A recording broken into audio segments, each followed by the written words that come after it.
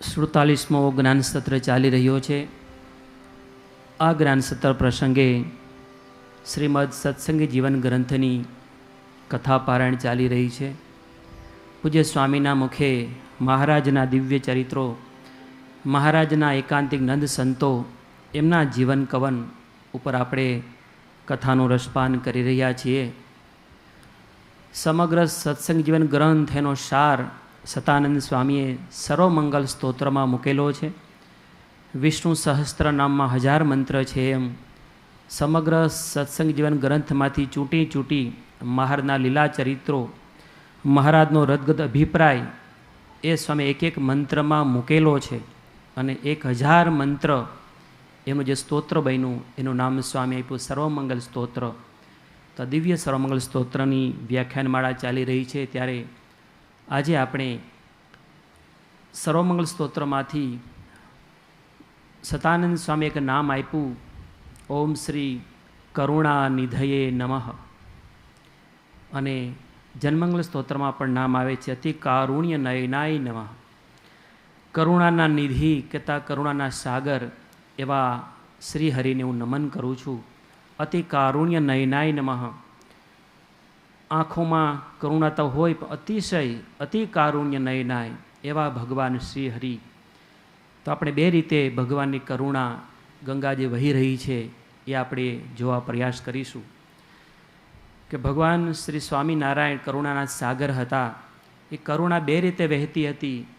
એક કરુણાને લીધે મહારાજે પોતાના ભક્તોના, પોતાના આશ્રિતોના અન્ન વસ્ત્ર અને દુઃખ માગી લીધું. અને લોક કલ્યાણ દ્વારા ભગવાને અનેકવિધ કાર્યો કર્યા, અનેકવિધ લીલા ચરિત્રો કર્યા. એ લોક કલ્યાણ માટે હતા. અને બીજું કાર્ય, બીજી કરુણા ભગવાનની એ હતી કે આ ભવવાટીમાં ભટકતા જીવને, મુમુક્ષુઓને પોતાનું ધામની પ્રાપ્તિ કરાવી, કાળ માયામાંથી મુક્ત કરીને ભગવાનના ધામની પ્રાપ્તિ કરાવી. આ બે કરુણા ભગવાનની આપણા ઉપર રહી છે. એને લીધે જ સ્વામિનારાયણ સંપ્રદાય બીજા સંપ્રદાય કરતાં ઉજળો છે. તો સતાનંદ સ્વામીએ સર્વમંગલ સ્તોત્રમાં કરુણાનિધિએ એક લૌકિક કરુણા, એના માટે મહારાજ માટે 2 મંત્ર સ્વામીએ ગૂંથ્યા છે. અનાથ રોગી વૃદ્ધાર્ભ ભિક્ષુ પોષણ કારકાય નમઃ. અને દિનાલ્પ વિકલિતક્ષા જાત તીવ્ર વ્યથા કુલાય નમઃ. કે મહારાજની કરુણા જીવ પ્રાણી માત્ર પ્રત્યે ભગવાનની કરુણા કેવી વહેતી હતી એના માટે સ્વામી આ 2 મંત્ર સર્વમંગલ સ્તોત્રમાં ગૂંથેલા છે. અને સર્વ જીવ હિતાવહાય, સર્વનું હિત થાય એવી ભગવાનના સેવા કાર્યો, મહારાજના ચરિત્રો એવા હતા. અને આ જીવ મહારાજના ધામ સુધી પહોંચી શકે એના માટે કાળ માયામાંથી મુક્ત કર્યા. યમદૂતા વિતસ્વ્યાય નમઃ, નરકાર્તિ નિવારકાય નમઃ. અને કાલ માયા ભયત્રાતા, કાળને માયાના ભયમાંથી મુક્ત કર્યા પોતાના ભક્તોને. એવા શ્રીહરિ, એવા કરુણાનિધિ શ્રીહરિને હું નમન કરું છું. ભગવાનનું પ્રાગટ્ય છપૈયામાં થયું. મહારાજના જીવનમાં જોઈએ, બાલ ઘનશ્યામ જ્યારે નાના છે અને મીન સરોવરમાં મહારાજ ત્યાં નીકળે છે ત્યારે ત્યાં માછીમાર માછલાઓને મારતો હોય છે. અને બાલ ઘનશ્યામની દ્રષ્ટિ પડી અને કરુણા પ્રગટી. ઓહો, નિર્દોષ માછલાઓ મરી રહ્યા છે. અને એ માછલાઓને સજીવન કરી અને માછીમારને ઉપદેશ આપી. અને ભગવાન બાલપ્રભુના લીલા ચરિત્રોમાં પણ કરુણાના આપણે દર્શન થાય છે. એ બાલ ઘનશ્યામ ધીમે ધીમે મોટા થયા અને વનની વાટ લીધી. વનની વાટે નીકળ્યા. એ સમયે કિશોર નીલકંઠ ઉંમર 15-16 વર્ષની છે. મહારાજ વનમાં વિચરણ કરતાં કરતાં પસાર થઈ રહ્યા છે. અનેક સાધકોને દર્શન આપી રહ્યા છે. ઉપર ખુલ્લું આકાશ, પગમાં ખુલ્લા પગે, નથી કોઈ જમવાની વ્યવસ્થા, નથી કોઈ રહેવાની વ્યવસ્થા. એવા વિકટ વનમાં જ્યારે મહારાજ ચાલ્યા જાય છે. 15-16 વર્ષની ઉંમરે મહારાજ દક્ષિણ ભારતમાંથી પસાર થઈ રહ્યા છે. એ સમયે મહારાજે એક સેવકરામ નામે સાધુ, પ્રસંગ જાણીતો છે, એક તો સાધુ અને પાછો બીમાર, એમને જોઈને મહારાજની કરુણા પ્રગટી ગોદોહન માત્ર જ્યાં મહારાજ રોકાતા નહીં, એને બદલે આ કિશોર નીલકંઠ ત્યાં 2 મહિના સુધી આ તપસ્વી સેવકરામની સેવા કરે છે. મહારાજ કેમ એક હાથ ઊંચી કેળના પત્તામાંથી પથારી કરી આપી એમના માટે દૂરથી ભિક્ષા માગીને લાવવા અને એમને જમાડવા 2 મહિના સુધી મહારાજે સેવા કરી. કારણ કે મહારાજના એક એક રોમમાંથી પ્રગટતી કરુણા ગંગા એને લીધે મહારાજ એમની સેવા કરે છે. 12,000 કિલોમીટરની યાત્રા પૂર્ણ કરીને મહારાજ જ્યારે લોજમાં પધાર્યા ત્યારે તપસ્વી નીલકંઠ ત્યાં પણ કરુણાથી કેટલી સેવાઓ કરે છે. યાત્રાળુઓ ત્યાં આવતા લોજની અંદર તો યાત્રાળુઓ માટે અને આશ્રમવાસીઓ માટે એ નીલકંઠ પોતે ખંભે કાવડ લઈ ભિક્ષા માગવા નીકળે છે.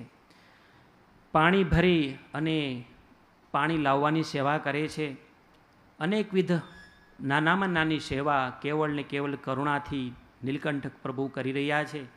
અને એ હવે નીલકંઠ યુવા બન્યા છે, યુવાન ઉંમર છે, 21 વર્ષની પ્રભુની ઉંમર થવા આવી છે. એ સમયે કે જે પોતે બીજાને માટે ભિક્ષા માગી અને જે પરોપકારનું કાર્ય કરી રહ્યા છે ત્યારે એના જીવનમાં એક પ્રસંગ એવો આવે છે કે બીજાનું કરતા હતા એને બદલે જ્યારે પોતા માટે કંઈક સારું માગવાનું ગુરુદેવ રામાનંદ સ્વામીએ કીધું ને એ સમયે પણ એ નીલકંઠ પ્રભુના હૃદયમાંથી કરુણાની ચરણસીમા કહેવાય એવી પ્રાર્થના નીકળી.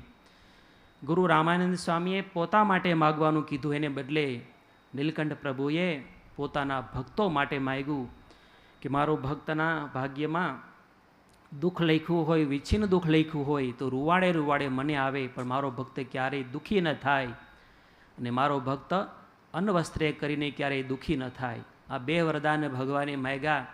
આ બતાવે છે કે ભગવાનનું હૃદય, નીલકંઠ પ્રભુનું હૃદય કેટલું કરુણાવાળું છે, કેટલી એમની આંખ કરુણાવાળી છે કે પોતાનું ન માગતા પોતાના ભક્તોના દુઃખ પોતે માગી લે છે. અને એ નીલકંઠ પ્રભુ જ્યારે હવે તો પોતે સમગ્ર સમાજના ગુરુ સ્થાને છે, ઈષ્ટદેવના સ્થાને બિરાજમાન થયા છે.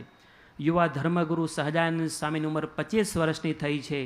અને એ સમયે સમાજની અંદર અનેક પ્રકારના કુરિવાજો હતા. એ કુરિવાજો દૂર કરવા માટે મહારાજે ઝુંબેશ ઉપાડી છે. ક્ષત્રિયોમાં ખાસ કરીને દહેજ પ્રથાને લીધે અનેક દીકરીઓને દૂધ પીતી કરવાનો રિવાજ હતો. ત્યારે મહારાજ એની સામે ઝુંબેશ ઉપાડી અને દીકરીઓને દૂધ પીતી કરતાં અટકાવવામાં આવ્યા છે. અનેક ગામોની અંદર, અનેક શહેરોની અંદર આ ઝુંબેશ ઉપડી છે. મહારાજ ઉપદેશ આપી અને અનેક દીકરીઓના જીવન બચાવ્યા છે. અત્યારે બેટી બચાવો અભિયાન ચાલે છે, પણ બેટી બચાવો અભિયાનના આદિ પ્રવર્તક હતા આપણા સહજાનંદ સ્વામી, કે આજથી 200 વર્ષ પહેલાં બેટી બચાવો અભિયાન એમણે ઉપાડેલું હતું. લોક કલ્યાણની સેવા પ્રવૃત્તિઓ મહારાજ સમાજમાં પ્રસ્થાપિત કરી રહ્યા છે. દુષ્કાળના દિવસો હોય એ સમયે અન્નદાન દ્વારા, અન્નક્ષેત્રો દ્વારા મહારાજે અનેક લોકોની સેવા કરી છે. એટલા માટે તો પ્રેમાનંદ સ્વામી પણ લખે છે ને નિયમ ચેષ્ટામાં, આપણે રોજ ગાઈએ છીએ કે કોઈને દુખ્યો રે દેખી ન ખમાય દયા આણી રે. કોઈને દુખ્યો દેખી અને મહારાજ રહી શકતા નથી, એનું દુઃખ કેમ ટળે એવો મહારાજ સતત પ્રયાસ કરે છે. ને એટલા માટે તો સતાનંદ સ્વામી અહીંયા સર્વમંગલ સ્તોત્રમાં લખે છે કે દિનાલ્પ થોડું પણ પોતાના ભક્તનું કે કોઈ અન્ય જીવ પ્રાણીમાં દુઃખ જોઈ અને મહારાજનું હૃદય આનું દુઃખ કેમ દૂર થાય એવો મહારાજનો સતત પ્રયાસ છે. એટલા માટે મહારાજનું નામ આપ્યું છે કરુણા નિધે નમઃ, કરુણાના સાગર એવા મહારાજને હું વંદન કરું છું. ભગવાન શ્રી સ્વામિનારાયણ જ્યારે પોતે આ પૃથ્વી પર હતા ત્યારે એની હયાતીમાં 3 દુષ્કાળ પડેલા હતા.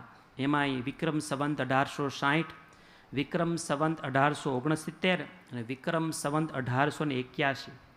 આ 3 ભયંકર મોટા દુષ્કાળ, એમાંય 69નો કાળ કહેવાતો ઈસવીસન 1869નો દુષ્કાળ. એ દુષ્કાળ તો ખૂબ એટલો ભયંકર હતો કે આપણે સ્વામીની વાતોમાં પણ ભીમનાથના રાકાનું દ્રષ્ટાંત આવે છે. એ 1869ના દુષ્કાળનું દ્રષ્ટાંત છે કે એ સમયે લોકોને એટલી બધી મુશ્કેલી હતી. એ સમયના ઘણા બધા ઇતિહાસકારોએ નોંધ લખી છે અને એ નોંધને આધારે એક અમદાવાદનો ઇતિહાસ મગનલાલ વખતચંદ નામના એક લેખક, પોતે ખૂબ ધનાઢ્ય અને સારા લેખક, એણે અમદાવાદનો ઇતિહાસ પુસ્તક લખ્યું. એમાં એમણે લખ્યું છે કે ઈસવીસન સંવંત 1868માં ખૂબ અનરાધાર વરસાદ પડ્યો. એ વરસાદને લીધે જે કાંઈ અનાજ તો ખૂબ પાક્યું, પણ મોટાભાગનું અનાજ બગડી ગયું વધારા પડતા વરસાદને લીધે. અને ત્યારબાદ શિયાળાના સમયમાં પેલા તીડનો ઉપદ્રવ થયો, એને લીધે થોડું ઘણું જે ધાન્ય હતું એ પણ એ જીવાતને લીધે ધાન્ય પાક્યું નહીં. અને બીજા વર્ષે અતિશય દુષ્કાળ પડ્યો, વરસાદ આવ્યો જ નહીં. આગલા વર્ષે સુકાળ, બીજા વર્ષે દુકાળ, વધારે પડતો વરસાદ, અને બીજા વર્ષે અતિશય વરસાદ વગરનું વર્ષ ગયું. એને લીધે સારા એ સૌરાષ્ટ્ર, કચ્છ, રાજસ્થાન આ 2-4 વિસ્તારની અંદર ખૂબ લોકો હેરાન પરેશાન થયા પાણી વગર. અને એમાંય અધૂરામાં પૂરું કાળોતરા તાવનો રોગ ફેલાયો. એને લીધે એક તો ખાવા મળતું નહોતું, એમાંય પાછો આ રોગ વૈકરો, એની લીધે અનેક લોકો મરણને શરણ થયા. આ મગનલાલ વખતચંદ લખે છે કે ખાલી અમદાવાદની અંદર જ દરરોજના 500થી 700 માણસો મૃત્યુ પામતા હતા. ગીધ અને કૂતરાઓ જે નિર્બળ લોકો હોય એને તો ચાંચો મારીને પોતે, કારણ કે એને પણ કાંઈ ખાવા મળતું નહોતું. હવે એ ભયંકર પરિસ્થિતિ દુષ્કાળની 1869ના વર્ષમાં ચાલી રહી છે. સોનું 100 રૂપિયા મળતું, એની જગ્યાએ 25 રૂપિયા પણ કોઈ લેવા તૈયાર નથી. અને 1 રૂપિયાના 4 મણ અનાજ મળતું, એની જગ્યાએ 4 રૂપિયા દેતા 1 મણ અનાજ પણ મળતું નહોતું. 16 ગણો ભાવ વધી ગયો હતો. આવા સમયે યુવા ધર્મગુરુ સહજાનંદ સ્વામીએ, ભગવાન સ્વામિનારાયણ, એમની ઉંમર એ વર્ષે 32 વર્ષની હતી. 32 વર્ષના યુવા ધર્મગુરુ ભગવાન શ્રી સ્વામિનારાયણ પોતે પગવાળીને બેઠા નહીં, પણ ગામડે ગામડે પોતે જતા અને ગુજરાતમાંથી ચરોતરમાં જે અનાજ પાક્યું હતું એવા વિસ્તારમાંથી અનાજ મંગાવી અને પોતે જ્યાં જરૂરિયાતમંદ લોકો હતા તે અનાજનું વિતરણ કરતા. અનેક જગ્યાએ સદાવર્તો દ્વારા મહારાજ અનાજની વ્યવસ્થા કરતા. ઇતિહાસકાર કિશોરલાલ ઘનશ્યામદાસ મસરૂવાલા લખે છે કે ભગવાન સ્વામિનારાયણે દુષ્કાળ પડવાના આગલા વર્ષે જ શરૂઆતમાં આગાહી કરી હતી કે એવું ભયંકર વર્ષ થશે, તમે બધા અનાજનો સંગ્રહ કરજો, અનાજનો બગાડ ન કરતા. અને મહારાજે ખૂબ એ સમયે લોક કલ્યાણના સેવા કાર્યો કરી અને લોકોની અને પશુઓની સેવા કરી હતી. આ કિશોરલાલ મસરૂવાલા પોતાના પુસ્તકમાં નોંધે છે. તો ભગવાન શ્રી સ્વામિનારાયણ એમણે કરુણા નિધે, કઈ કરુણા કે લોક કલ્યાણ માટે, પોતાના ભક્તો માટે તો માગી લીધી કરુણાને લીધે, પણ જીવ પ્રાણી માત્ર સર્વ જીવનું હિત થાય એવો ભગવાનનો સંદેશ એ ભગવાને પોતાના ચરિત્રોમાં, પોતાના જીવનમાં પોતે ચરિતાર્થ કર્યું હતું. લોક કલ્યાણ એમની ભાવના અત્યારે સ્વામિનારાયણ સંપ્રદાયમાં પણ એ જે મહારાજની પરંપરા, લોક કલ્યાણની પરંપરા, એ આપણા સંપ્રદાયમાં અને ખાસ કરીને ગુરુકુલમાં પણ એ પરંપરા અત્યારે ચાલી રહી છે.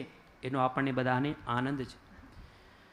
બીજી ભગવાનનું કલ્યાણકારી કાર્ય, બીજી કરુણા, આત્યંતિક કલ્યાણ. જીવ પ્રાણી માત્રને મૃત્યુનો ભય છે, કાળ માયાથી હવ થરથર ધ્રુજે છે. જીવને અભયદાન દેવું આ ભગવાનની બીજી કરુણા હતી. અને એના માટે તો મહારાજે પંચવર્તમાને સુરાપુર એવા સંતોની ફોજ તૈયાર કરી અને આ સંતો ગામડે ગામડે વિચરણ કરી. પોતાને ભગવાનની ઓળખાણ થઈ હતી, એ ઓળખાણ બીજાને કરાવવા માટે સંતોનું વિચરણ સમગ્ર સત્સંગ, સમગ્ર ગુજરાત, કચ્છ, રાજસ્થાન, મધ્યપ્રદેશ સુધી આ સંતો વિચરણ કરી અને ભગવાનની ઓળખાણ કરાવે છે. કારણ કે અનંત ભવથી ભટકતા હતા ત્યારે જે ભગવાનની પ્રાપ્તિ નહોતી થઈ, એ આ જન્મે મહારાજ મળ્યા હતા, એનો સંતોને આનંદ કેફ હતો. અને એને લીધે સંતો પોતે રાત્રિ દિવસ સુખ દુઃખ જોયા વિના, માન અપમાન જોયા વિના સંતો વિચરણ કરે છે.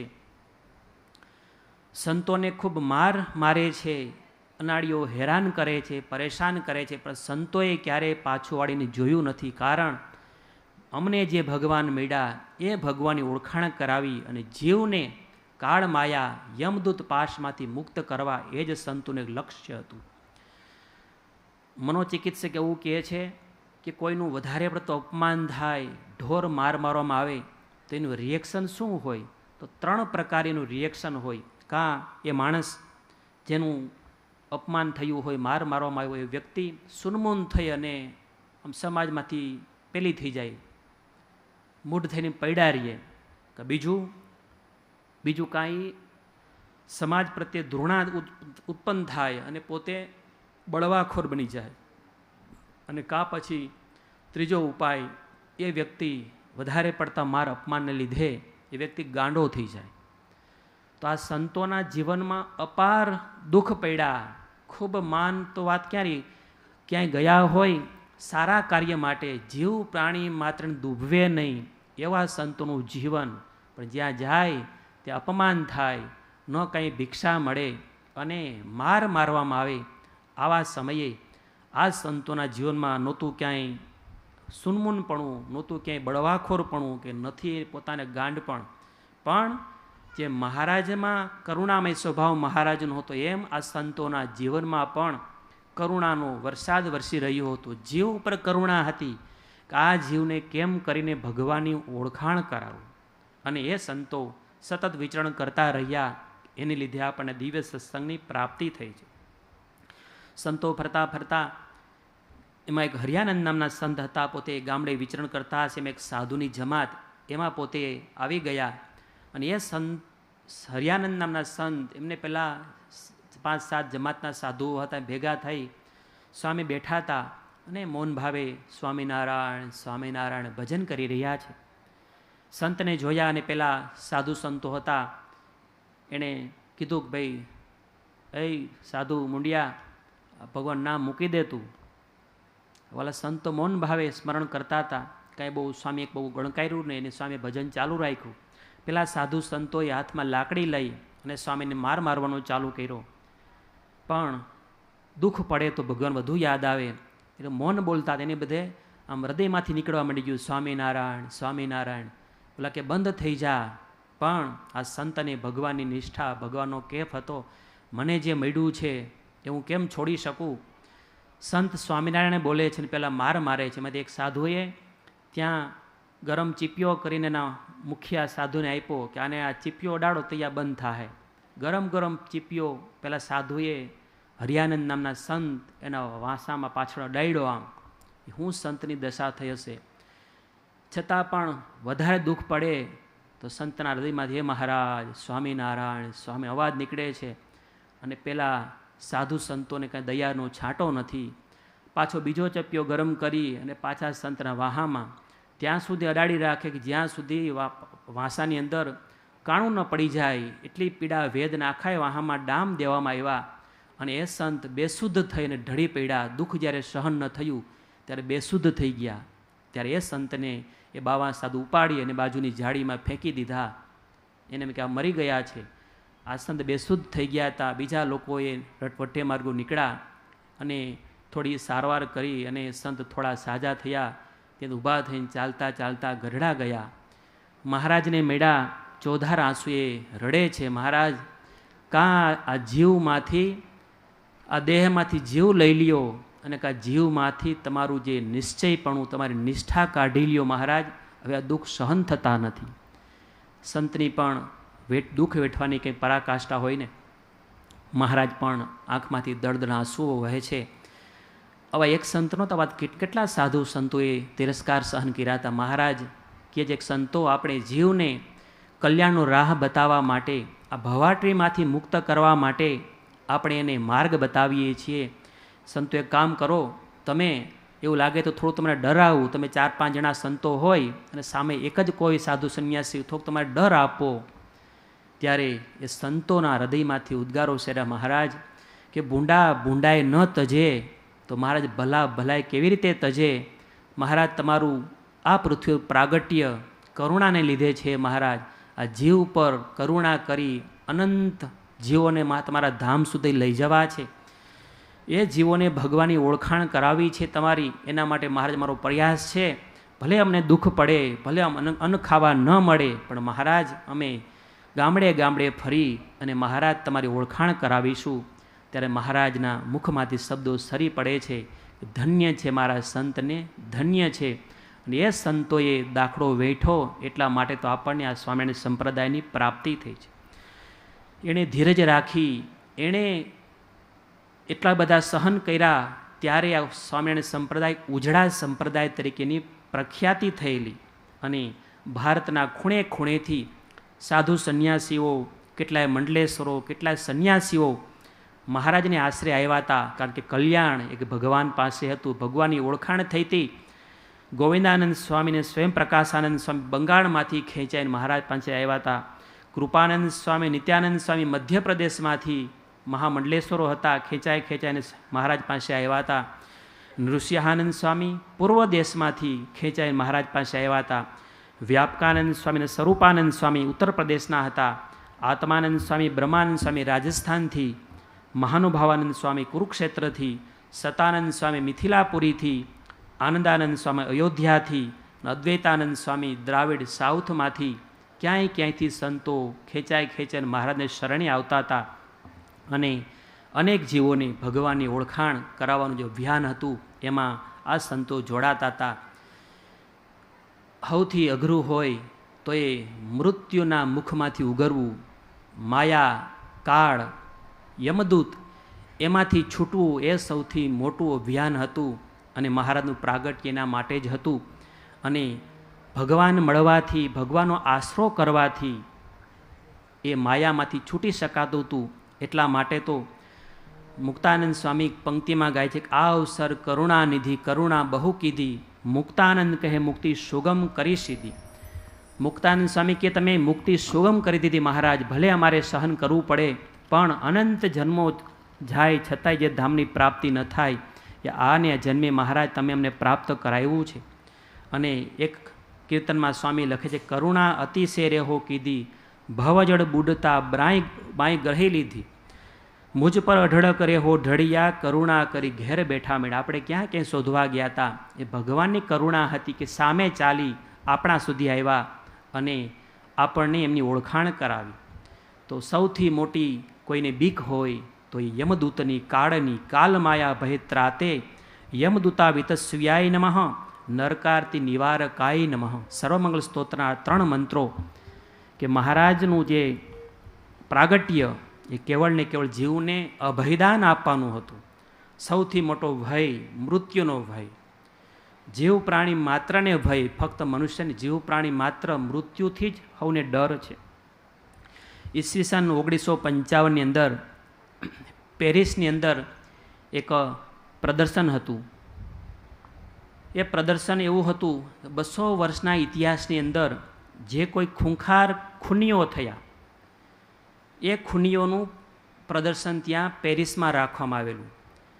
એ પ્રદર્શનની અંદર ખાલી ખૂની નહીં પણ સિરિયલ કિલર, જેને કહે ને સિરિયલ કિલર, કે જેણે એવા લોકો કે એક નહીં એવા 20-25 લોકોને એક જ રીતે માર્યા હોય, આવા ખૂંખાર ખૂની, એનું એ પ્રદર્શન ત્યાં ગોઠવું હતું. એનું સ્ટેચ્યુ રાખવામાં આવે, એને કેવી રીતે હત્યા કરે એનું પ્રદર્શન સાથે લખાણ સાથેનું. 200 વર્ષના ઇતિહાસમાં યુરોપમાં અનેક એવા ખૂનીઓ થયા હતા. એનું આખું એક્ઝિબિશન ગોઠવા ગયું છે, એનું આખું ઓપનિંગ રાખ્યું.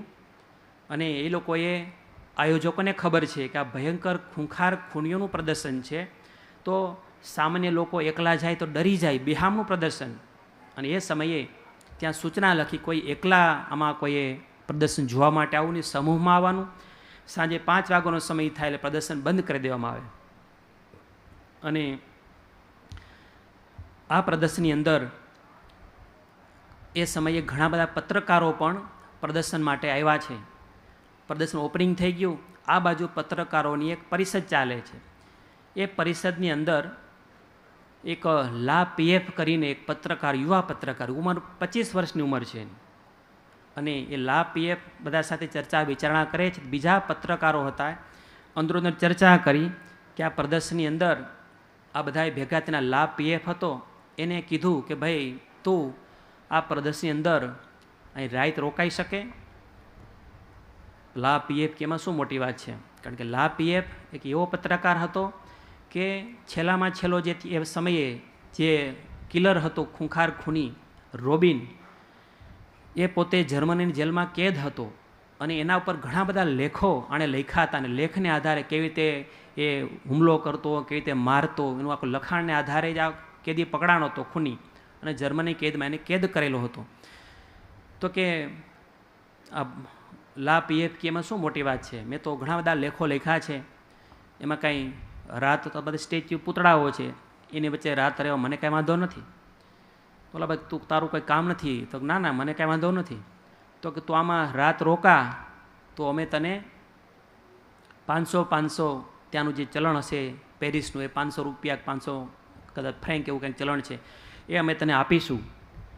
પેલો લા પીએફ કે કાંઈ વાંધો નહીં, હું રોકાઈ જાઉં. સાંજે 5 વાગ્યાનો સમય થવા આવ્યો, પ્રદર્શન બંધ થવાનો સમય થયો, એટલે પેલો લા પીએફ છે પોતે સંતાઈ ગયો એક બાજુ. પ્રદર્શનનો સમય પૂરો થયો, બહારથી બંધ કરવામાં આવ્યું. પણ પેલા લા પીએફને પત્રકારોએ કીધું કે તારે ફક્ત ત્યાં તું રાત્રે જઈને સૂઈ જાય એવું નહીં, એમ તારે આખી રાત જાગવાનું એમ. પણ જાય અમને ખાતરી શું?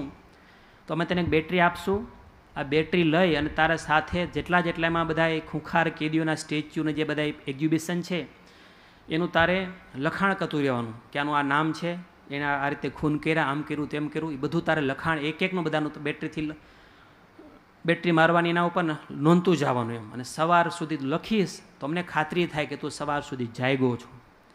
લા પીએફ કાંઈ વાંધો નહીં. તો સાંજનો સમય થયો, પ્રદર્શન બંધ થયું, પેલો લા પીએફ સંતાઈને એક જગ્યાએ રહી ગયો. રાતનો 12 વાગ્યાનો સમય થયો. લા પીએફે પોતાના શરત પ્રમાણે જાગ્યો, તૈયાર થયો, પેલી બેટરીથી પોતે જે સ્ટેચ્યુ હતા એમ બેટરી મારે, નોટબુક હતી એમાં લખતો જાય કે આ ફલાણો ખૂંખાર કેદી, આ જગ્યાનો ગુનેગાર, આવા એને ગુનાહ કર્યા, આ રીતે એને અનેક લોકોને માર્યા, આ પ્રમાણે નોંધતો જાય. બીજા પાસે જાય, ત્રીજા પાસે જાય. 12 વાગે શરૂઆત કરેલી અને 2 વાગ્યાનો સમય થયો. લા પીએફ નોંધે છે, બરાબર એ સમયે પાછળથી અવાજ આવ્યો કે લા પીએફ. તથા પાછળ ફરીને પેલા પીએફે જોયું, ત્યાં તો પાછળ ઊભો તો રોબિન, જે ખૂંખાર ગુનેગાર, જે ખૂંખાર ખૂની કહેવાય, જેના ઉપર પોતે લેખ લખ્યા હતા, એ પાછળ ઊભો હતો. અને આશ્ચર્ય થયું કે આ તો જેલમાં કેદ છે ને અહીંયા આવી ગયો રોબિન. લે રોબિન, પછી એને કંઈ બીજું કંઈ કહેવાય નહીં કે રોબિનભાઈ શું છે, કેમ છે, બધું એવું જ કહેવું પડે બધું. ત્યારે પેલો રોબિનને કહે છે કે તમે અત્યારે આ સમયે રાતના 2 વાગે અહીંયા? ત્યારે પેલો રોબિન કે મારું નામ રોબિન છે. રોબિન મીન્સ કે યુરોપના એક ખૂણેથી ખૂન કરીને પાછો આવી જાઓ, એનું નામ રોબિન. તો હું એ રોબિન છું. પછી તો બે સાથે વાતચીત ચર્ચા થઈ. પેલો રોબિન કહે છે લા પીએફને કે ભાઈ તું ક્યાંનો છે, તારા પરિવારની મને માહિતી આપ, આપણે વાતો ચર્ચા કરીએ એમ, અને તું બધું લખ એમ, તું બધું તારે બધી નોંધ કરો, તું લખતો જ આ બધું એમ. બોલો ના કમાર લખવાની, ના ના તું બધું લખ. પેલો ઓર્ડર કંઈ લખવું જ પડે.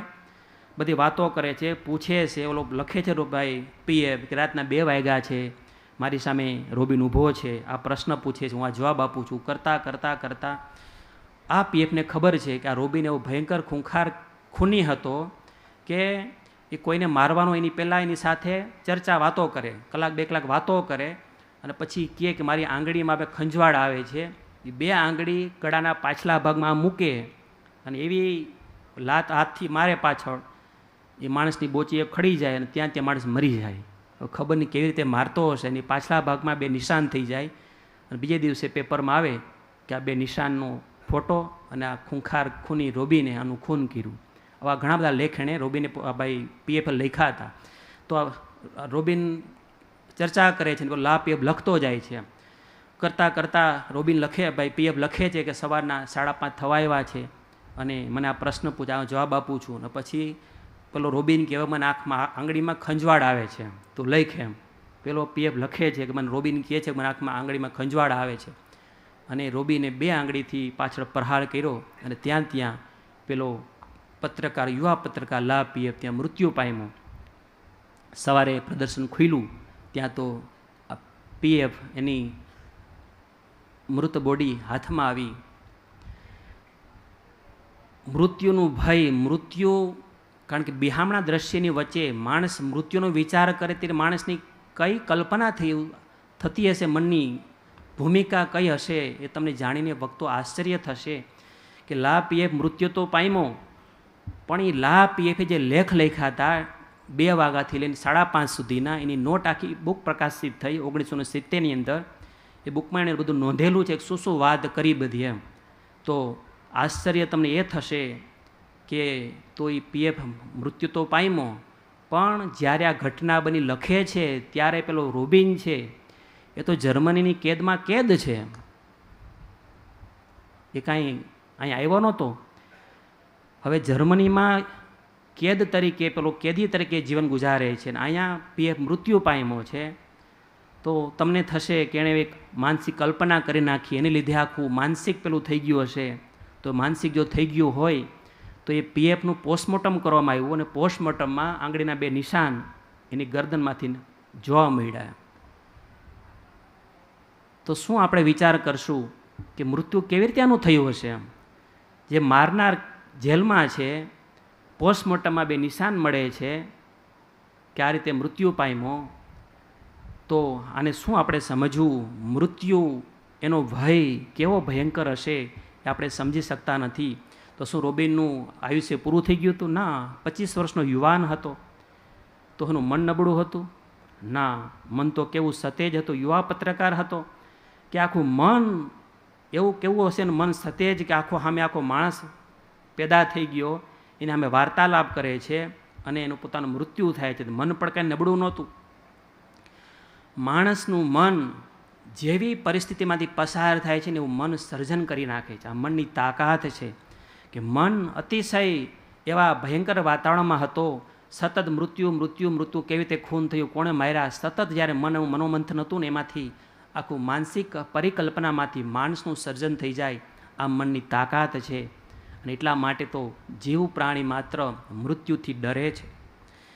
અમેરિકાની અંદર વિયેતનામનું યુદ્ધ ખૂબ ફેમસ છે. 20 વર્ષ સુધી યુદ્ધ ચાલેલું. અને આ યુદ્ધની અંદર એમ કહેવાય છે કે અમેરિકાના 5 પ્રમુખ બદલાઈ ગયેલા. એ યુદ્ધની અંદર 5.5 લાખ જેટલા સૈનિકો યુદ્ધમાં સામેલ થયા હતા. એમાંથી 57,000 જેટલા સૈનિકો મૃત્યુ પામ્યા હતા. અને એ 57,000 સૈનિકોના જ્યારે મૃત્યુ પછી એના તપાસ કરવામાં આવી, તેમાંથી 66% લોકો સૈનિકોના ખિસ્સામાંથી બાઇબલ નીકળી. 66%ના ખિસ્સામાંથી. એમ કે ભલે યુદ્ધ કરવા ગયા છે પણ માનસિક ભૂમિકા, મૃત્યુનું બિહામનું દ્રશ્ય એને લીધે ક્યારે મરીશ, ક્યારે મારું શું થશે. અને સૌથી આશ્ચર્ય તો એ છે કે 5 લાખ જે સૈનિકો પાછા આવ્યા હતા એમાંથી રિસર્ચ કરવામાં આવ્યું તો ટૂંક સમયમાં, થોડા વર્ષોમાં એમાંથી 1.5 લાખ સૈનિકોએ આત્મહત્યા કરેલી. જીવતા પાછા આવે યુદ્ધમાંથી અને ઘરે આવીને આત્મહત્યા, 1.5 લાખ લોકોએ સૈનિકોએ આત્મહત્યા કરી લીધેલી. કે સતત મૃત્યુ મૃત્યુ એના ભય અવતાર નીચે માણસ હોય તો માણસ એમાંથી બહાર નીકળી શકતો નથી. એટલા માટે તો આપણે ભગવાન, મહાપુરુષો, શાસ્ત્રના શરણે જઈએ છીએ કે કાળ, માયા આમાંથી કેમ ઉગરવું. વૈજ્ઞાનિકો જેમ જેમ સંશોધનો કરે છે ને એમ વધારે ગૂંચવાય છે. પહેલાં એવું કહેવાતું કે 4-5 દિવસ સુધી માણસ શરીર હલે નહીં, કાંઈ ન થાય તો એને મૃત્યુ જાહેર કરવામાં આવતું. ધીમે ધીમે કે નહીં, એમ નહીં.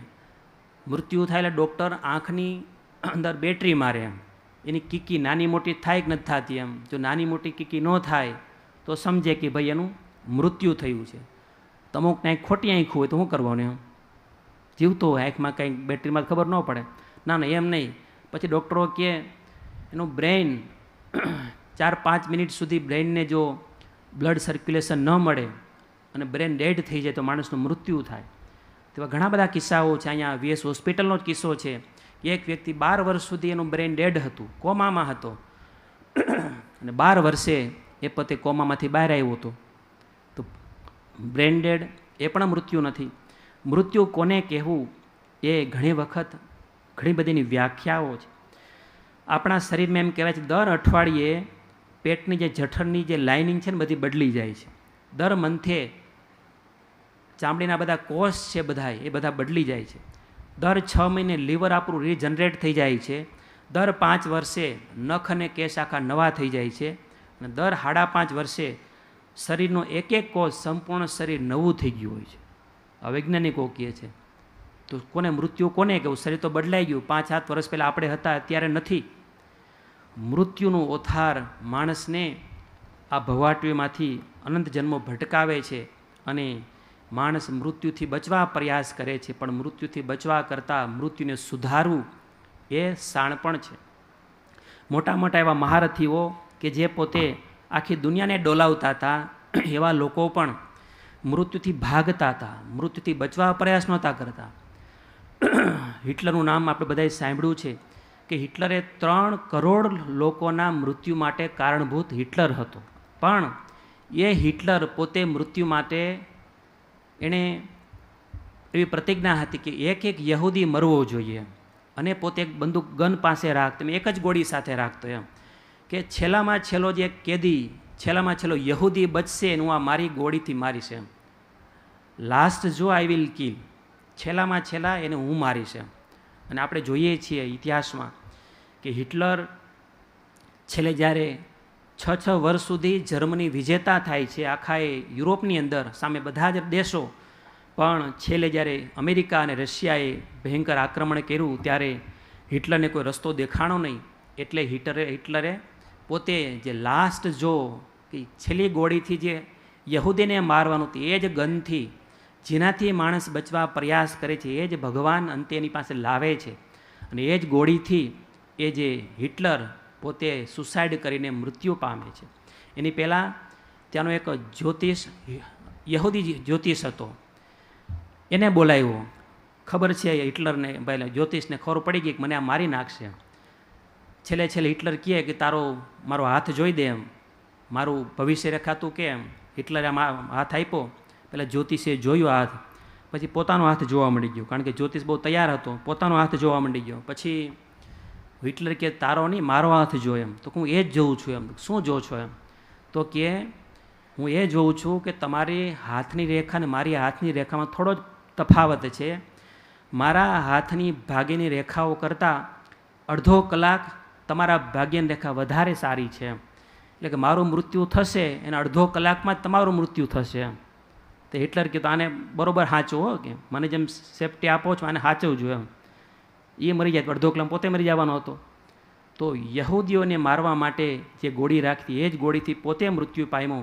અને એવો જ એક ભયંકર ખૂની સ્ટેલિન કહેવાય કે 6 કરોડ રશિયનોને મારવા માટે જેનો હાથ હતો એવો સ્ટેલિન, જેનાથી માણસ બચે છે ને મૃત્યુ એની પાસે, એ જ ભગવાન એને પાસે પહોંચાડે છે. આ સ્ટેલિનને જ્યારે ખબર પડી કે હવે મને મારવાના કાવતરાઓ થાય છે, હું નહીં રહી શકું, ત્યારે સ્ટેલિને 14 જેટલા ડૉક્ટરની ટીમ સાથે રાખીને 12 જેટલા રસોઈયા સાથે રાખ્યા. એ 5 વાગે જમવાનું બન્યું હોય, એક રસોઈયો જ રાખ્યો ટેસ્ટિંગ માટે, 5 વાગે ખાય, બીજે દિવસે 12 કલાક પછી 5 વાગે એ જમવાનું ત્યારે ખાતો, એમ એટલું ઠંડુ. એટલે પહેલાં એક રસોઈ 5 વાગે ખાધું હોય, બીજાએ 6 વાગે, 7 વાગે, 8 વાગે, 9 વાગે, 12 રાખ્યા હતા, કલાકે ખાતા જાય. 12 કલાક પછી પહેલાંને કાંઈ ન થાય તો સ્ટેલિન પોતે જમતો હોય. અને એ સ્ટેલિન સૌથી આશ્ચર્ય એ છે મૃત્યુ કેવી રીતે પામ્યો? ફૂડ પોઈઝનથી. એમ ફૂડથી બચતો તો મને કોઈક મારી નાખશામાં નાખીને, તો એ જ ફૂડ પોઈઝનથી એ સ્ટેલિન મૃત્યુ પામ્યો. તો ભગવાન શ્રી સ્વામિનારાયણ પણ ગઢડા અંત્યના 30મા વચનામૃતમાં કહે છે મૃત્યુનો ભય તો હવને છે, પણ મહારાજ કહે અમે નિત્ય અમને એમ વર્તે આ ક્ષણે આ ઘડી મરવાનું છે, એને કરીને અંતરમાં અનુસંધાન રહે છે કે આટલું કર્યું છે ને આટલું કરવાનું બાકી છે. માણસ મૃત્યુથી ભાગે છે, અહીંયા મહારાજ કે હર ક્ષણીને હર ઘડી અમને મૃત્યુનું અનુસંધાન રહીએ છે. શા માટે અનુસંધાન? મહારાજ કે આટલું કર્યું છે ને આટલું કરવાનું બાકી છે, આ લોકમાંથી આપણે ગમે ત્યારે વિદાય થવાનું છે, એ જો ખ્યાલ રહે તો જે કામ કરવા માટે આવ્યા છે એ જલ્દી પૂરું કરવા આપણે પ્રયાસ કરીએ.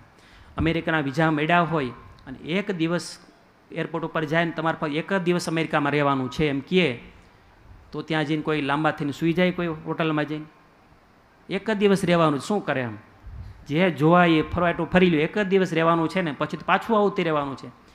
એમ ખબર પડે કે આ ક્ષણે આ ઘડીએ મરવાનું છે, તો માણસ પોતે શેના માટે આવ્યો છે એ કાર્ય પોતાનું પૂર્ણ કરવા સતત પ્રયાસ કરે.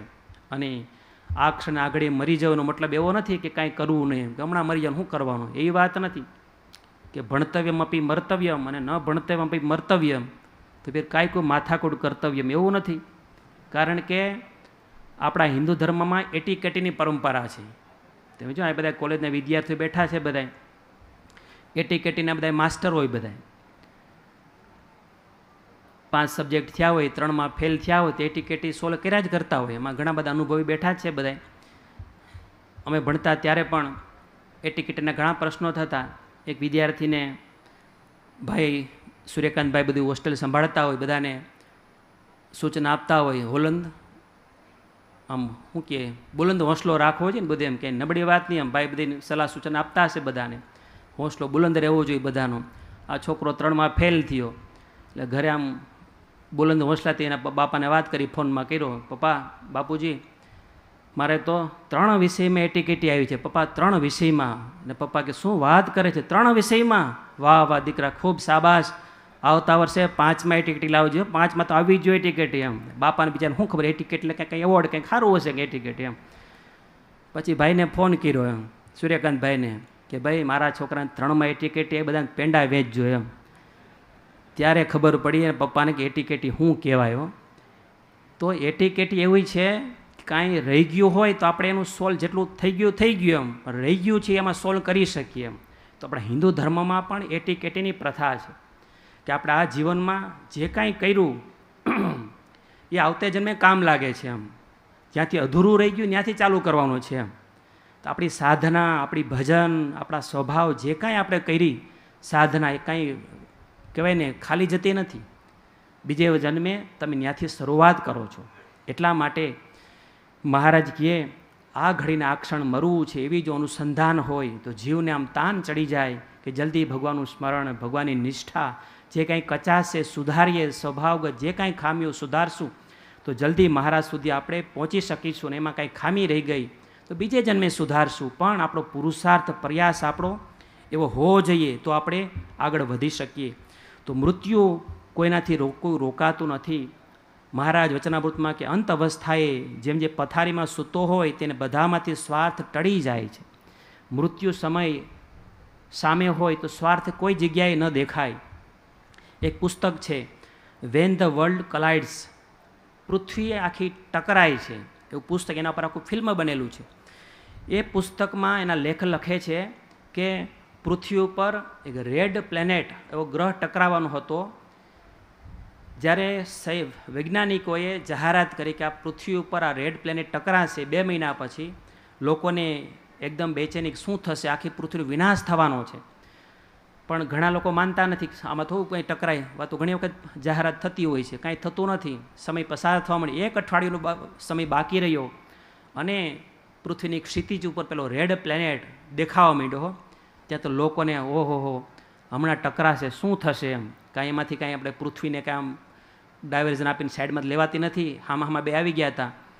અઠવાડિયાની વાર છે તે તારીખ આપી હતી એ પ્રમાણે, જેમ હમણાં ચંદ્રયાન પહોંચવાનું છે આપણને, એમ રેડ પ્લેનેટ ટકરાશે, દુનિયાનું શું થશે, મૃત્યુ થશે. હવે તો ભાઈ અઠવાડિયું રહ્યું, આપણે શું કરશું. અને બધા જ લોકોના માનસ બદલાઈ ગયા. જેલ હતું, પોલીસોએ જેલના દરવાજા ખોલી નાખ્યા. એમ હવે તો અઠવાડિયું જ છે કે આ કેદીને કેદ રાખીને શું કરવું. એમ આપણે મજા કરવું, એ ભલે મજા કરતા. કેદીએ દરવાજા બધા ખોલના, કેદીઓ બધા ઘરે જતા રહ્યા. જેના છૂટાછેડા થઈ ગયા હતા એ બધા પાછા આવી ગયા. ઘણા દીકરાઓ હતા ઓટીવાળ, બાપાએ કાઢી મૂક્યા હતા, એ બધા પાછા આવી ગયા. બધાય હે બધા મોજથી બધા રહેવા માંડી ગયા. અને કોઈ બીડીના બંધાણીઓ હોય તો 500 2000 નોટ તો વહી ગઈ, કે મોટી મોટી નોટો ડોલર હોય તો ડોલરની આમ પડીકી વાળીને સામે પીવડાવે, પી મજા કરી ગયા. તું 2000ની ડોલરથી નોટથી તું બીડી પી મજા કરે એમ. અને બધા દુશ્મનાટ ભૂલી ગયા અને બધા પ્રેમથી રહેવા માંડી ગયા. અઠવાડિયું રહેવાનું, બધા મજા કરો, સુખ દુઃખ ભૂલી જાઓ, હવે જવાનું છે ને. અને આવું સતયુગ જેવું વાતાવરણ આખા પૃથ્વી ઉપર થઈ ગયું. પણ કેટલા દિવસ રહ્યું? 7 દિવસો. છેલ્લો દિવસ આવ્યો ટકરાવાનો ને ખબર નહીં શું થયું. એ પુસ્તકના લેખક લખે છે કે કંઈક ડાયવર્ઝન થયું અને પેલો રેડ પ્લેનેટ હતો એ ટકરાનો નહીં, સાઈડમાં થઈને પસાર થઈ ગયો. અને જેવા નાસાના બધા વૈજ્ઞાનિકોએ સૂચના આપી કે ભાઈ હવે ટકરાવાનું નથી, તરત જ પોલીસવાળા પાછા આવી ગયા. મીંડા પકડીને પાછા જેલમાં પૂરવા. જેના છૂટાછેડા આવી ગયા મીંડા પાછા ભાગવા. આની ભેગા આના પનારે કેટલા વાર કાઢવા ગયા, એ પાછા વયા ગયા. છોકરા મીંડા પાછા ભાગવા. અને જેણે બધાએ પેલી 2000ની ડોલરની નોટોથી પેલી પાઈ હતી ને, એની પાસે મારા 2000 પાછા લાગ્યા. એમ મારી બીડી પી ગયો, 2000 નોટ પાછી દે. એમ જેવા વેર ઝેર હતા, ઈર્ષા, રાગ, દેશ બધું જ પાછું આવી ગયું. જ્યાં સુધી મૃત્યુ નજર સમક્ષ હતું તો સતયુગ આવી ગયો તો મૃત્યુ ભૂલી ગયા, પાછું હતા એમને એમ થઈ ગયા. એટલા માટે મહારાજ કહે છે કે આ ક્ષણે આ ઘડીએ મરવું છે, એવું જો અનુસંધાન હોય તો ભગવાનના ભક્તને આ લોકમાં જે કામ કરવા માટે આવ્યા છીએ એ આપણે આસાનીથી કરી શકીએ. મૃત્યુ કોઈથી રોકી શકાતું નથી. મૃત્યુ એ આપણા હાથની વાત નથી, પણ જેના હાથમાં મૃત્યુ છે અને એ ભગવાન ધારક મહાપુરુષો એ ભાગ્યની રેખા બદલી શકે છે. એવા મહાપુરુષને શરણે જઈ, એવા ભગવાનને આશરે જઈ અને જો આપણે આત્મકલ્યાણનું ભાથું બાંધીએ તો મૃત્યુનો ડર, આ લોકમાંથી જવાનું છે પણ એનો જીવ એવો બળિયો થઈ જાય, કહેવાય ને હાથી જીવતા લાખનો ને મેર્યા પછી 1.25 લાખનો, એને મૃત્યુનો ડર હોતો નથી. અને દુનિયાના મોટા મોટા માંધાતાઓ મૃત્યુથી ભાગે છે, એની સામે ભગવાન સ્વામિનારાયણે એવા આશ્રિતો તૈયાર કર્યા કે મૃત્યુને મંગલમય જાણે, મૃત્યુને મહોત્સવમય માણે. કે આ જવાનું તો છે જ, પણ ક્યાં જવાનું છે એ નિર્ધાર એ જ્યારે નક્કી થઈ જાય છે ત્યારે જીવના હૃદયમાંથી રહેલી ડર, ભય નીકળી જાય છે. કારણ કે સરનામું જ નથી ક્યાં જવું તો ડર રહેવાનો જ છે. પણ જ્યારે નક્કી થાય છે કે આપણે તો ભગવાનના ધામમાં જવાનું છે, અને વરદાન કોણ દે છે? જેને શરણે આપણે થયા છીએ એવા ભગવાન સ્વામિનારાયણ પોતે કહે છે કે અંતકાળે મહારાજને જરૂર મારે આવું, બિરુદ મારું એ ન બદલે તો સર્વે જનને જણાવું. ભગવાન પોતે પોતાના ભક્તને જ્યારે વચન આપીને ગયા હોય, અને ભગવાનના મહાપુરુષ એમાં એટલી શક્તિ તાકાત હોય કે મહાપુરુષ એમનું વચન, મહાપુરુષને એમનો રાજીપો એ ભગવાનના ભક્તને મૂડી હોય છે. અને ભગવાનના ભક્તએ પોતાના જીવનમાં જે કરવું જોઈએ કરી લીધું હોય એટલે અંતકાળે દુઃખ હોતું નથી, રાજી હોય છે. મહારાજા પરીક્ષિત ખૂબ શક્તિશાળી મહારાજા. શું ખામી હતી પરીક્ષિતને? કોઈ ખામી નહોતી. પણ એ પરીક્ષિતને જ્યારે ખબર પડી, શમીક ઋષિનો શાપ થયો કે આજથી 7મે દિવસે તારું મૃત્યુ થવાનું છે, ત્યારે પરીક્ષિતને પણ પરસેવો વળી ગયો. સત્તા છે, સંપત્તિ છે, પરિવાર છે, બધું જ એની પાસે છે, પણ મૃત્યુ સામે આવ્યું. 7મે દિવસે મારું મૃત્યુ થવાનું છે ત્યારે પરીક્ષિત પણ મૂંઝાય છે. કોઈ રે મને ઉગારો કાળથી, સોંપું તેને આ શિષ્યજી. હવે મને કાળથી કોણ ઉગારશે? અને એ પરીક્ષિત શોધે છે એવા મહાપુરુષને, અને સુખદેવજી મળ્યા, અને સુખદેવજી એમને હરિરસ પાયો. એ હરિરસ પેય અને પરીક્ષિત મહારાજા અમર થઈ ગયા છે. કીર્તનમાં પણ સંતો લખે છે, કઠણ ચોટ છે કાળની રે, મરણ મોટે રોમાર, મરણ મોટે રોમાર. કંઈક રાણા ને કંઈક રાંધ્યા, હે છોડી હાલ્યા સંસાર. હે તે હરિનો રસ પીજીએ, હે તે હરિનો રસ પીજીએ, હે તે હરિનો રસ પીજીએ. દાસ ધીરો રમે રંગ મારે, રમે દિવસ ને રાત, રમે દિવસ ને રાત. મારું ને તારું મીઠા કરો, હે રમો પ્રભુજી સંગાર. હે તે હરિનો રસ પીજીએ, હે તે હરિનો રસ પીજીએ, હે તે હરિનો રસ પીજીએ. પરીક્ષિત મહારાજને સુખદેવજી હરિરસ પાય છે, ભાગવત રૂપી હરિરસ. કે મરનારાની પાછળ રૂવે છે, પણ એ રોનારા પણ જવાના છે. અને સુખદેવજી મહારાજને ભગવાનને શરણાગત પરીક્ષિત થયા. સુખદેવજીને ગુરુ તરીકે ધારણ કર્યા.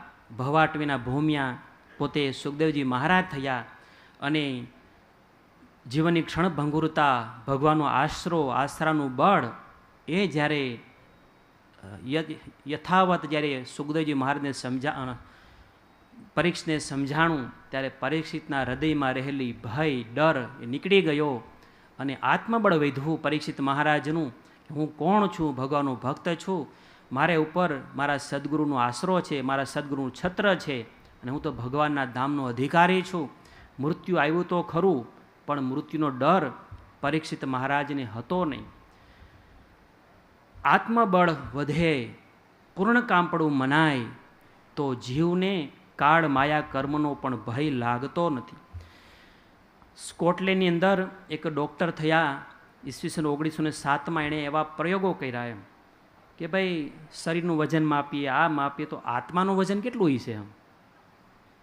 એવો વિચાર આવ્યો, બોલો આત્માનું વજન માપવું એમ. એ પોતે ડૉક્ટર હતો, એક ધાર્મિક સંસ્થામાં પોતે સેવા આપતા ડૉક્ટર તરીકેનું. તો ઘણા બધા પેશન્ટ આવતા હોય, ઘણા બધામાં મૃત્યુ પણ પામતા હોય. તો આણે એવો એક કાંટો બનાવ્યો, વજન કાંટો. લાગે કે હવે આ ભાઈ ઉકલી જવાના છે એટલે એવો બેડ બનાવ્યો વજન કાંટો, એના ઉપર સુડાવી દે એમ. અને એક એક ગ્રામનું પણ વજન એના ઉપર ખ્યાલ આવે એ ટાઈપનો એને કાંટો બનાવેલો. અને પેશન્ટ સૂતો હોય, 4-5 ડૉક્ટરની ટીમમાંથી હાજર હોય અને જુએ કે ભાઈ આનો વજન કેટલો છે, આમાં શું ફરક પડે, કેમ પડે. એવા ઘણા બધા એને કેસ જો કર્યા અને બધું એ મૃત્યુ પછી બધી માપણી કરે, એનું શરીરનું બ્લડ જે કાંઈ બધી જ તમામ વજન કરી અને પછી એમણે નક્કી કર્યું. એ ડૉક્ટર નામ હતું ડૉક્ટર ડંકન મેકડોગલ. અને એણે કીધું કે આત્માનું વજન 21 ગ્રામ છે. બોલો 21 ગ્રામનો આત્મા. હવે 21 ગ્રામમાં શું વજન, એની શું તાકાત? 21 ગ્રામના વજનનો આત્મા તો 184 ભવાટીમાં ગમીને વયો જાય ને એમ. આત્મા વજનદાર આત્મા હોવો જોઈએ તો આત્મા ભવાટીમાં ન જાય હો. અને આત્મા વજનદાર કેમ થાય? સત્સંગ ને ભજનથી હો. સત્સંગ ને ભજન વધે તો આત્મબળ વધે. અને એવો આત્મા વજનદાર થઈ જાય કે પછી એને લેવા માટે તો ભગવાને પોતે આવવું પડે હો. એ ભવાટીમાં જાય નહીં આત્મા. આત્મબળ કેમ વધે એના પ્રયોગો મહારાજે ગઢડામાં બેઠા બેઠા વચનામૃત પાયા. વચનામૃતનું પાન કરી કરી અને જીવ છતાં દેહે બ્રહ્મરૂપ થઈ જતા હતા. મૃત્યુનો ભય તો હતો જ નહીં, પણ સામે ચાલીને રાહ જોતા કે મહારાજ મને ક્યારે તેડવા પધારે, હું ક્યારે મહારાજના ધામમાં જાઉં. આ સામાન્ય જીવની પરિસ્થિતિ અને ભગવાનને આશ્રિત જીવની પરિસ્થિતિમાં કેટલો ફરક છે. પૂજ્ય ગુરુવીર સ્વામીએ સદગુરુ ગાથામાં એક પ્રસંગ લખ્યો છે કે કાંધી ગામના દેવજી ભગત કુંભાર એ પોતે મોટી ઉંમર અને એ પોતે બીમાર પડ્યા. 8 દિવસ સુધી ભયંકર તાવ આવ્યો અને પાછા થોડો સમય થયો, ઉપચાર થયા અને પાછા સાજા થઈ ગયા. નખમાં રોગ નહીં. તેઓ એ દેવજી ભગત રોજ મંદિરે દર્શન માટે જાય. એક વખત સદગુરુ બાલમુકુદાસ સ્વામી પધાર્યા. તો બાલમુકુદાસ સ્વામી મહાસમર્થ સંત, સ્વામીને પગે લાગી અને પેલા દેવજી ભગત કહે કે સ્વામી 8 દિવસ સુધી એવો ભયંકર તાવ આવ્યો મને, આખું મારું શરીર હવે માયકાંગલું થઈ ગયું સ્વામી, હવે તો સારું છે, પણ આ લોકમાં સ્વામી રહેવાની ઈચ્છા નથી.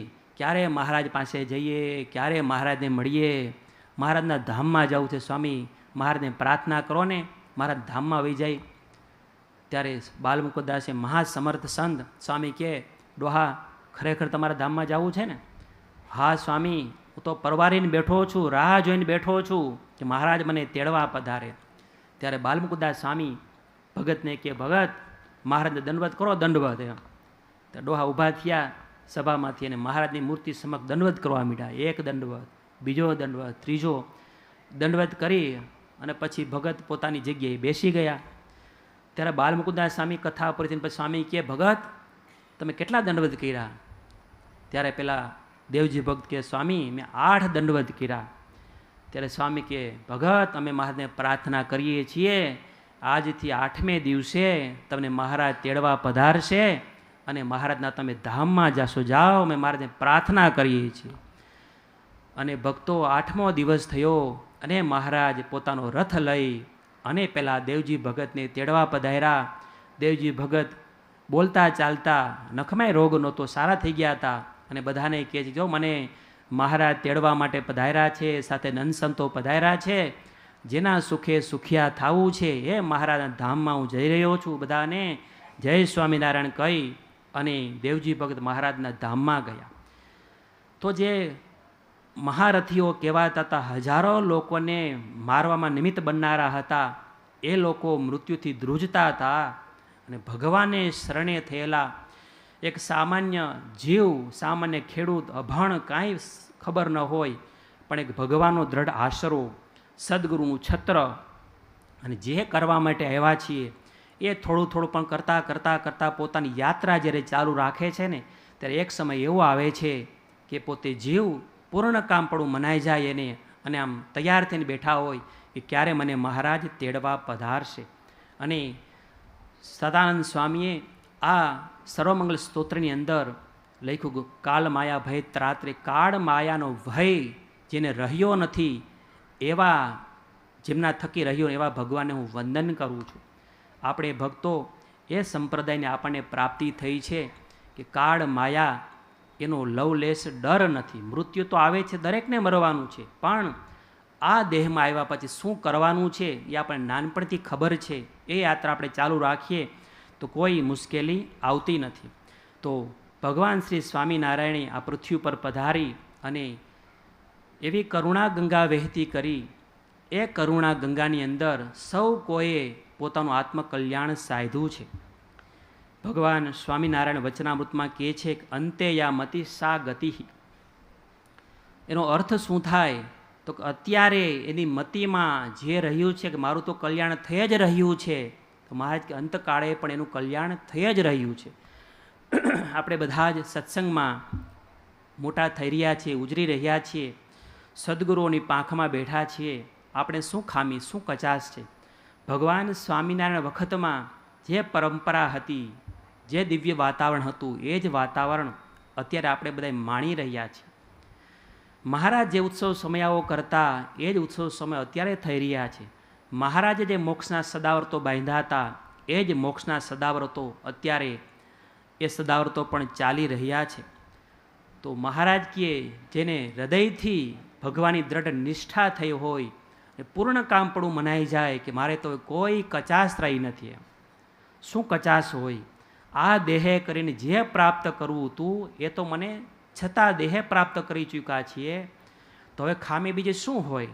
પણ ભગવાનના ભક્તની જો નિષ્ઠામાં કચાશ હોય, પૂજ્ય સ્વામી છેલ્લા 2 દિવસથી આપણે ભગવાન શ્રી હરિની સર્વોપરી નિષ્ઠા એની જે વાતો કરી રહ્યા છે, એ નિષ્ઠાની દ્રઢતા હૃદયમાં થાય. ફક્ત સાંભળવાથી નિષ્ઠા નથી થઈ જતી.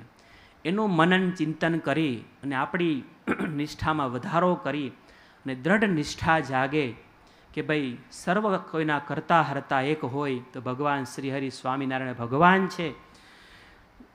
આત્મકલ્યાણ એના થકી છે, મારે જવાનું એની પાસે છે, એ મને મળ્યા છે. વચનામૃતનું પાન કરીએ એ જે ઉપદેશ આપી ગયા છે, એ જ અમૃતનું પાન કરી કરીને જીવ બ્રહ્મરૂપ થાય છે. સદગુરુ ગુણાતીતાનંદ સ્વામીએ જૂનાગઢમાં કથા વાર્તાનો અખાડો માંડેલો, અને એ કથા વાર્તા સાંભળી સાંભળી સાંભળી અને જીવ બ્રહ્મરૂપ થઈ જતા હતા. સભામાં બેઠા હોય ને એમ કહેવાય ગાંડા થઈ જાય એમ. એને ઉપાડીને કોઈ રૂમમાં પૂરી દેવા પડતા. એને ખબર પડવો હું કોણ છું, આ લોકમાં શા માટે આવ્યો છું, એવું એને જ્ઞાન થઈ જતું. એ જ્ઞાન ક્યારે થતું હશે કે એવા તદ્રૂપ થઈ અને જ્યારે ઓતપ્રોત થઈ અને કથા સાંભળતા હશે, મનન ચિંતન કરતા હશે, ત્યારે એ કક્ષાએ જીવ પહોંચી શકે છે. સ્વામી કહે છે, જીવને ખદ્યો જેવો છે જીવ, અને સૂર્ય કરવો છે, કીડીમાંથી સૂર્ય જેવો જીવ કરવો છે. જીવ તો એક જ છે, પણ એ જીવમાં અપાર બળ, અપાર શક્તિ ક્યારે પ્રગટે? એ ભગવાનના ભજનથી અને મહાપુરુષોની કૃપા દ્રષ્ટિથી જીવમાં એ તાકાત પ્રગટતી હોય છે. આપણને એવા કેટલા સંતોની પ્રાપ્તિ થઈ. અખંડ ભગવત પરાયણ પૂજ્ય જોગી સ્વામી આજ શ્રાવણ મહિનામાં મહારાજના ધામમાં સીધાવ્યા.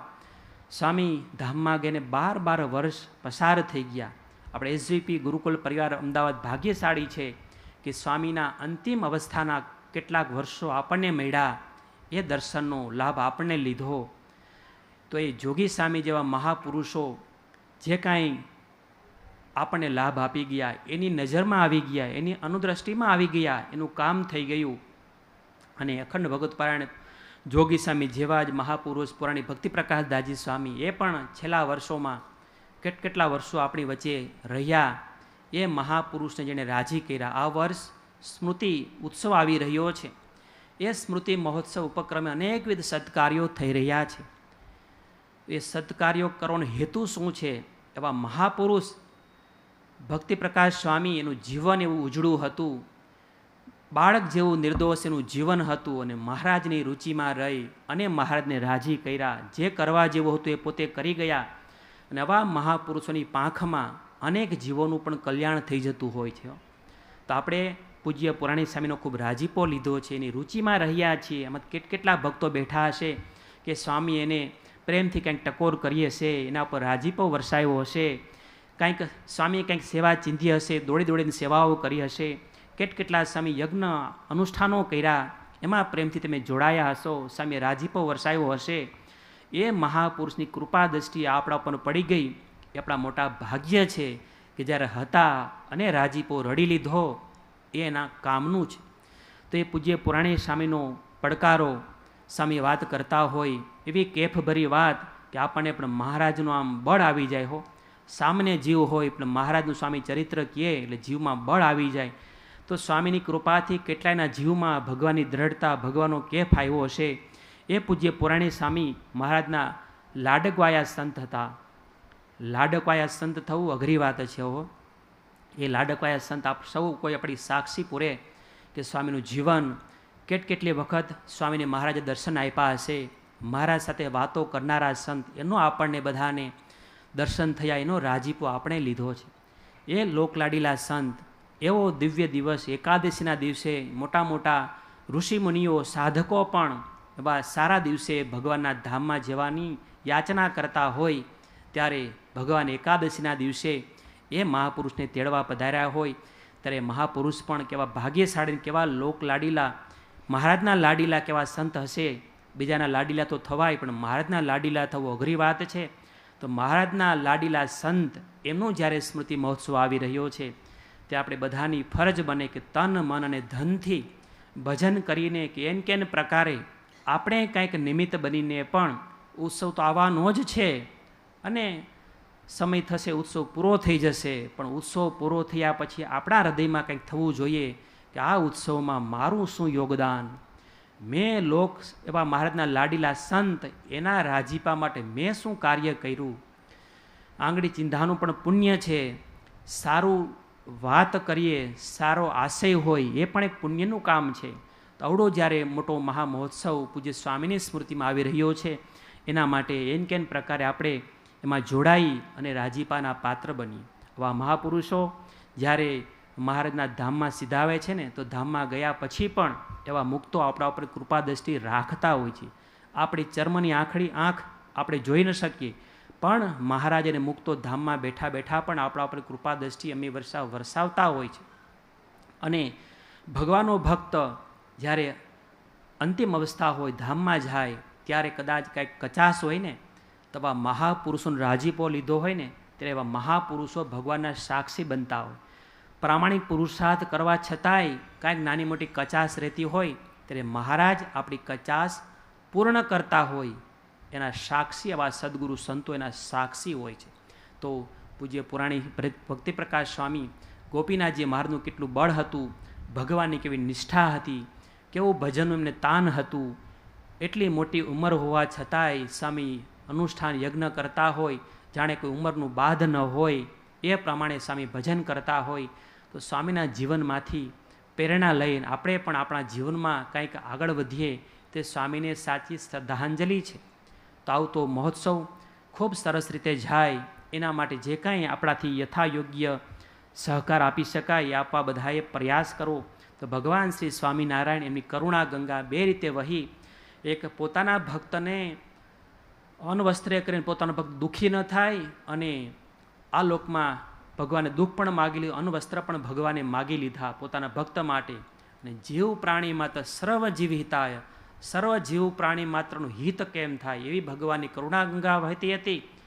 અને બીજી કરુણા ગંગા આત્મકલ્યાણ માટે, કાળ માયા ભય, એમનો જે ભય, એમાંથી મુક્તક અને અભયદાન દેવું, આ ભગવાનની બે કરુણા હતી. તો ભગવાન શ્રી સ્વામિનારાયણ એ વખતમાં પણ આ બધા જ સદાવ્રતો, જે સેવા કાર્ય વાત આપણે કરી, બધા જ ચાલતા હતા, અને મોક્ષના સદાવ્રતો પણ ચાલતા હતા. એ જ પરંપરા ગુરુદેવ શાસ્ત્રીજી મહારાજ પાસે પરંપરાગત આવી અને ગુરુદેવ શાસ્ત્રીજી મહારાજે પણ ભગવાન સ્વામિનારાયણની રુચિમાં રહીને જે મહારાજ વખતના સેવા કાર્યો હતા, જીવનું હિત કરવાના કાર્યો, એ બધા જ સત્કાર્યો ગુરુદેવ શાસ્ત્રીજી મહારાજે પણ એનો ખૂબ વ્યાપ વધાર્યો હતો. અને સાથે સાથે મોક્ષના સદાવ્રતો ગુરુદેવ શાસ્ત્રીજી મહારાજે ગુરુકુલની સ્થાપના કરી અને જીવની અંદર અભયદાન દેવા માટે, ભગવાનની સાચી ઓળખાણ થાય એના માટે સ્વામીએ ગુરુકુલની સ્થાપના કરી હતી અને અનેકવિધ સેવા કાર્યો દ્વારા જીવને ભગવાનની ઓળખાણ કરાવી હતી. મોક્ષને માર્ગે અનેક લોકોને સ્વામીએ વાળ્યા. અનેક ભક્તો બેઠા હશે કે ભગવાન શું કહેવાય, સ્વામિનારાયણ શું કહેવાય ખબર નહોતી, પણ ગુરુદેવના જોગમાં આવી, એના કાર્યના જોગમાં આવી ભગવાનની દ્રઢ નિષ્ઠા જાગી. તો મહારાજે પણ મોક્ષના સદાવ્રતો બાંધ્યા હતા. એ જ સદાવ્રતો પરંપરામાં ગુરુદેવ શાસ્ત્રીજી મહારાજે પણ એ સદાવ્રતોનું જતન અને રક્ષણ કર્યું અને અનેક લોકોને મોક્ષને માર્ગે વાળ્યા. અને એ જ સદાવ્રતો, એ જ પરંપરામાં આપણા ગુરુવર્ય પૂજ્ય સ્વામી, પૂજ્ય બાલકૃષ્ણદાસજી સ્વામી, પૂજ્ય હરિસ્વરૂપ સ્વામી હોય કે આપણા સદગુરુ બધા સંતો, એ કરુણાગંગા મહારાજની વહેતી વતી આ સંતો સુધી પહોંચી અને એ કરુણા ગંગામાં આપણે બધા પણ સ્નાન કરી રહ્યા છીએ કે જે મહાજ વખતના સેવા કાર્યો, એ જ કાર્યો અત્યારે પણ ચાલી રહ્યા છે. શિક્ષણના સદાવ્રતો, સમય પ્રમાણે શિક્ષણની માંગ છે અને એનો ઘણો બધો વ્યાપ વધારીને પૂજ્ય સ્વામી શિક્ષણના સદાવ્રતો ચલાવી રહ્યા છે. આજે ગૌરી પૂજનનો પણ સાથે સાથે દિવસ છે કે અનેક દીકરીઓ પણ સમાજમાં આગળ વધે, દેશમાં આગળ વધે, એના માટે શિક્ષણના સદાવ્રતો ગુરુકુલ દ્વારા ચાલી રહ્યા છે. ઋષિકુમારો સંસ્કૃત દ્વારા આગળ વધી રહ્યા છે. તો શિક્ષણના સદાવ્રતો ચાલે છે. સ્વાસ્થ્યના સદાવ્રતો, સમય પ્રમાણે સ્વાસ્થ્યની જરૂર છે તો ગુરુદેવ શાસ્ત્રીજી મહારાજે પણ એની શરૂઆત કરેલી. એ શરૂઆતને પૂજ્ય સ્વામી અને સદગુરુ સંતોએ ખૂબ એનો વ્યાપ વિકાસ કરી અને સ્વાસ્થ્યના સદાવ્રતોને પણ ખૂબ આગળ વધાર્યા છે. સમાજ સેવાના સદાવ્રતો કેટલા ગુરુકુલ પરિવાર દ્વારા ચાલી રહ્યા છે. રાષ્ટ્ર સેવાના સદાવ્રતો કેટલા ચાલી રહ્યા છે. અને અન્નક્ષેત્ર, આપણે એસજીપી ખાતે અન્નક્ષેત્ર પણ ચાલે છે, મહારાજ ચલાવતા એ અન્નક્ષેત્રો પણ ચાલી રહ્યા છે. લોક કલ્યાણના તમામ સદાવ્રતો મહારાજ ચલાવતા એ જ પરંપરા આપણા સુધી પહોંચી છે. અને બીજો જે સદાવ્રત એ મોક્ષના સદાવ્રતો મહારાજે ચલાવ્યા હતા, નંદ સંતોએ મોક્ષના સદાવ્રતો ચલાવતા હતા. એ જ પરંપરામાં સદગુરુ સંતો પણ એ મોક્ષના સદાવ્રતો ચલાવી રહ્યા છે. પૂજ્ય સ્વામીએ અનેક સદગ્રંથો લખ્યા છે. એ ગ્રંથો એક અમૂલ્ય વારસો છે. વર્ષો પછી પણ કોઈ વાંચશે ને તો ગુરુકુલ શું છે, એ ગુરુકુલમાં કેટલાનું મોટું યોગદાન છે, એ ભવિષ્યના પેઢીને પણ ખબર પડશે. અત્યારની પેઢીની પણ જ્યારે ખબર નથી તો ભવિષ્યની પેઢીને કેમ ખ્યાલ લેશે. અને સદગુરુ ગાથા, શ્રી સ્વામિનારાયણ ચરિત ગાથા, કેટલા પૂજ્ય સ્વામીએ ગ્રંથો દ્વારા આ મોક્ષના સદાવ્રતને પણ આગળ વધાર્યા છે. અનેક સત્સંગ દ્વારા, સત્સંગ શિબિરો દ્વારા, આવા જ્ઞાન સત્રો દ્વારા પૂજ્ય સ્વામી આપણે બધાને મહારાજે નિષ્ઠા અપાય છે. પૂજ્ય બાલકૃષ્ણદાસજી સ્વામીએ છેલ્લા 47 જ્ઞાન સત્રના સાક્ષી થઈને બેઠા છે. 47 જ્ઞાન સત્રની અંદર વિચાર કેટલા મુમુક્ષુઓ આ જ્ઞાન સત્રમાંથી મોક્ષનું ભાથું લઈને ગયા હશે, કેટલાની નિષ્ઠા દ્રઢ થઈ હશે, કેટલાય ધર્મમાં શિથિલ હશે અને ધર્મની દ્રઢતા એનામાં થઈ હશે. કેટલાય મુમુક્ષુઓ આમ જાગૃત થઈ જાગ્યા, ત્યાંથી સવાર માનીને કેટલા આગળ વધ્યા હશે. કંઈ 2-5 વર્ષની થોડી વાત છે, 47 વર્ષ પસાર થઈ ગયા. આ એમનું યોગદાન કે આ મોક્ષના સદાવ્રતો એણે જીવતા અને જાગતા રાખ્યા છે. પૂજ્ય સ્વામી ધૂનના સદાવ્રતો કેટલી ધૂન કરાવે છે. અહીંયા આપણે જોઈએ છીએ કે એક નવા બિલ્ડિંગમાં એક ધાબે એક ધૂન થાય છે. અને ધૂન થતી હોય, પૂજ્ય સ્વામી એટલા મશગુલ થઈ ગયા હોય, એ ધૂનમાં વિદ્યાર્થીઓ, હરિભક્તોને પણ પ્રોત્સાહન મળે કે આપણે પણ મહારાજના ભજનમાં જોડાઈએ. આ સંતોનું યોગદાન છે. મોક્ષના સદાવ્રતો અત્યારે પણ જીવંત લઈને આ સદગુરુ સંતો આપણી વચ્ચે બેઠા છે. સદગુરુ પુરાણી ભક્તિ પ્રકાશ દાસજી સ્વામી આપણી વચ્ચે હયાત નથી, પણ એ સંત અહીંયા બાજુમાં એ ચિત્ર પ્રતિમામાં બેઠા પણ મહારાજના ધામમાં બેઠા પણ આપણા ઉપર કૃપા દ્રષ્ટિ કરતા હશે. એ સંતે આપણને યજ્ઞ અનુષ્ઠાન દ્વારા કેટલી પ્રેરણાઓ આપી છે. ભગવાનની નજીક કેમ થવાય, ભગવાન નિષ્ઠા કેમ આપણામાં જાગે, એવા પૂજ્ય સ્વામીએ પ્રયાસ કર્યા છે. પૂજ્ય હરિસ્વરૂપદાસજી સ્વામી મૌન ભાવે ભગવાનમાં રત થઈ ગયા.